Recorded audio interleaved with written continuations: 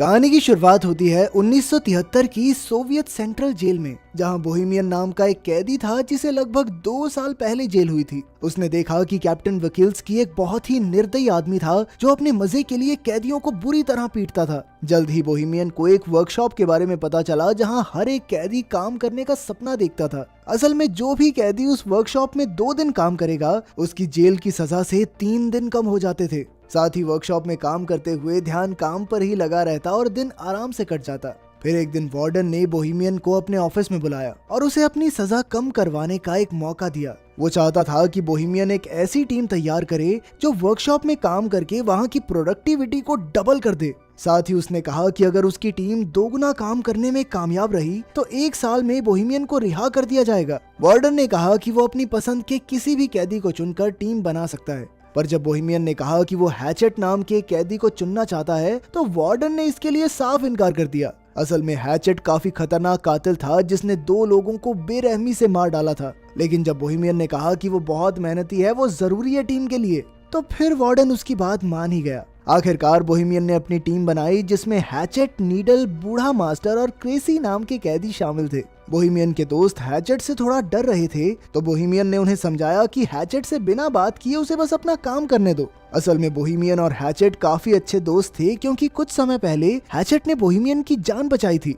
खैर जल्द ही उनकी टीम काम करने वर्कशॉप में आ पहुंची। वहां जाकर नीडल एक गार्ड को चिढ़ाने लगा जिससे गार्ड को बहुत गुस्सा आया, पर अभी वो नीडल को पीट नहीं सकता था क्योंकि उन्हें वर्कशॉप का बहुत जरूरी काम करना था। खैर फिर हम देखते हैं कि सभी कैदी काम करने की तैयारी कर रहे थे। कुछ देर बाद गार्ड ने वहां आकर सबको चॉकलेट्स दी क्योंकि उसकी पत्नी ने एक लड़के को जन्म दिया था। लेकिन बाद में कैप्टन ने गार्ड को चेतावनी देते हुए कैदियों से दूरी बनाकर रखने को कहा क्योंकि उनमें और जानवरों में कोई फर्क नहीं। अगर उन्हें लगा कि गार्ड नरम स्वभाव का है तो उसे कच्चा चबा जाएंगे। उधर बोहेमियन की टीम की मुसीबतों की शुरुआत हो गई थी जब हैचेट ने मशीन चालू करने से इनकार कर दिया। कैप्टन ने बोहेमियन को इशारा किया तो वो हैचेट के पास गया और तब हैचेट ने उसे बताया कि मशीन में एक कबूतर फंसा हुआ है। अब उन सब ने मिलकर मशीन खोलने की कोशिश की मगर उनके पास इस काम के लिए औजार ही नहीं थे। तभी कैप्टन और गार्ड वहां उन्हें देखने आए कि यहाँ चल क्या रहा है। हालांकि मशीन में कबूतर फंसा हुआ था लेकिन कैप्टन ने फिर भी मशीन चालू करने का हुक्म दिया। फिर कैप्टन ने गार्ड को मशीन चलाने को कहा मगर जैसे ही गार्ड बटन दबाने लगा हैचेट ने उसे गर्दन से पकड़ लिया और कहने लगा कि जब तक कबूतर आजाद नहीं होता तब तक किसी कीमत पर मशीन शुरू नहीं होगी।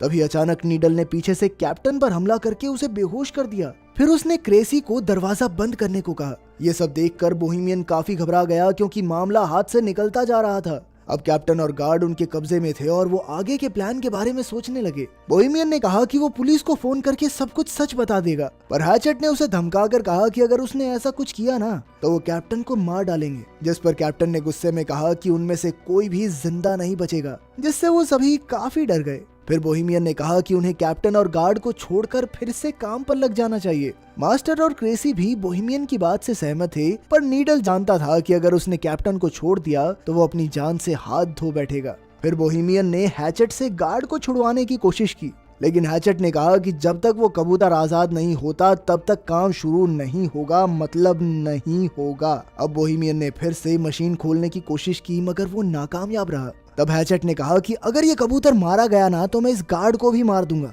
ये सुनकर कैप्टन हंसकर कहने लगा कि हैचेट एक छोटे से पक्षी के लिए इतना हंगामा क्यों कर रहा है। फिर उसने हैचेट के मरे हुए भाई का मजाक उड़ाना शुरू कर दिया, जिसके बाद हैचेट गुस्से में कैप्टन को मारने दौड़ा, मगर फिर बाकी कैदियों ने जैसे तैसे उसे शांत किया। अब बोहेमियन जानता था कि जल्द ही जेल के बाकी गार्ड्स वहां आते ही होंगे, इसीलिए उसने प्लान बनाया कि वो कैप्टन और गार्ड्स को रिहा कर देंगे ताकि बदले में वो भी सही सलामत जेल वापस जा सकें। खैर कुछ ही देर में गार्ड आकर दरवाजा खटखटाने लगे। तभी कैप्टन ने चिल्लाकर उन्हें सारा हाल बता दिया। बोहेमियन ने दरवाजे पर जाकर अपनी बात कही, पर तभी गार्ड्स बाहर से दरवाजे को खोलने लगे। फिर एक गार्ड गाड़ी में बैठकर बाकी गार्ड्स को बुलाने चला गया। उधर बूढ़े मास्टर ने कहा कि वो बाहर जाकर गार्ड से बात करेगा। फिर वो हाथ खड़े करके दरवाजे से बाहर निकला तो एक गार्ड ने उस पर बंदूक तान दी। फिर अचानक उस गार्ड ने बिना किसी बात के ही गोली चला दी, जिससे मास्टर की मौके पर ही मौत हो गई। जब बोहेमियन और उसके साथियों को इसका पता चला तो बोहेमियन ने गुस्से में कंट्रोल यूनिट ही तोड़ डाला, जिससे दरवाजा फिर से बंद हो गया।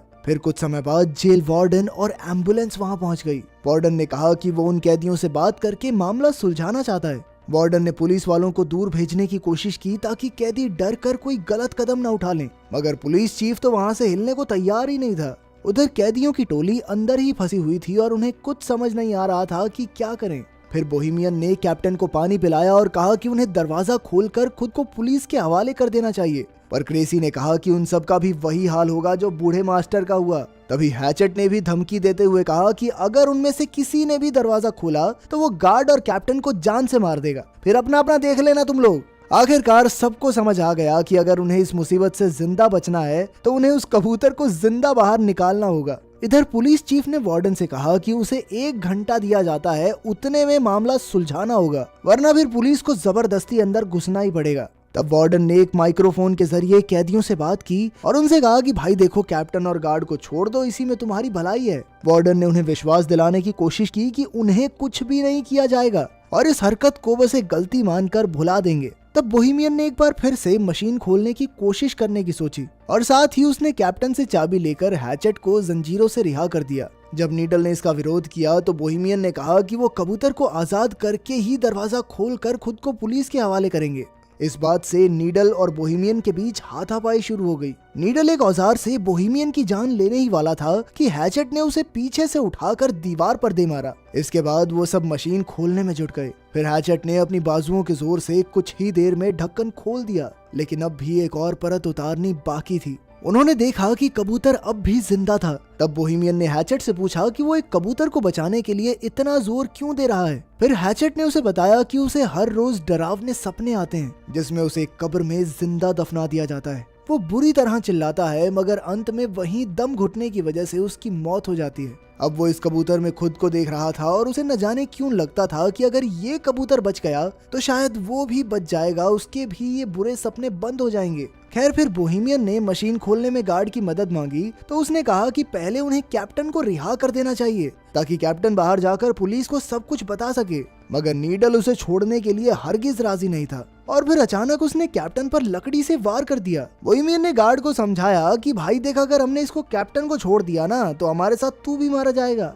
क्योंकि सिर्फ तुझे बचाने के लिए गोलियों का इस्तेमाल खारिज तो नहीं करेगी सरकार। फिर बोहेमियन ने गार्ड को भी जंजीरों से बांधने की धमकी दी तो वो मदद करने के लिए राजी हो गया। वहीं बाहर पुलिस कैप्टन और वार्डन ये सोच रहे थे कि इस मामले को कैसे सुलझाया जाए। वार्डन को यकीन था कि कैप्टन और गार्ड अब भी जिंदा हैं। इधर वर्कशॉप में क्रेसी और गार्ड दूसरे कमरे से एक औजार लेने गए। क्रेसी ने कहा कि हैचेट शुरू से ही बुरा आदमी नहीं था, पर एक रात ने उसकी पूरी जिंदगी तबाह करके रख दी। उस रात हैचेट के भाई की शादी थी और उसने बहुत ज्यादा शराब पी ली थी। जब हैचेट के भाई ने उसे रुकने को कहा तो नशे में हैचेट ने अपने भाई को ही मार डाला। जब उसके पिता ने उसे रोकने की कोशिश की तो हैचेट ने उनकी भी जान ले ली। कुछ देर बाद जब उसे होश आया तो उसने पछतावे में खुद को पुलिस के हवाले कर दिया। खैर, फिर सभी कैदी मशीन खोलने की कोशिश में जुट गए। तभी बाहर से वार्डन ने बोहेमियन को बात करने के लिए दरवाजे पर बुलाया। असल में उनकी मोहलत का 1 घंटा बीत चुका था, मगर बोहेमियन ने कहा कि उन्हें कबूतर को जिंदा बाहर निकालने के लिए 1 घंटे का समय तो और लगेगा।